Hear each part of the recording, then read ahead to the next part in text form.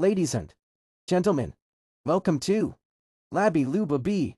In the segment Herakat AA. Today we bring you the story of two women born in different worlds yet bound by destiny.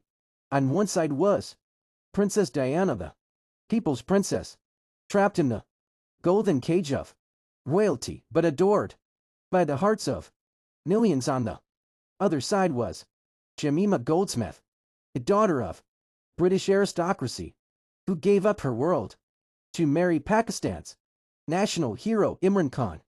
But politics, culture, and endless scrutiny shattered her dreams. Both women gave their youth to relationships that seemed glamorous from the outside but were painfully complex on the inside.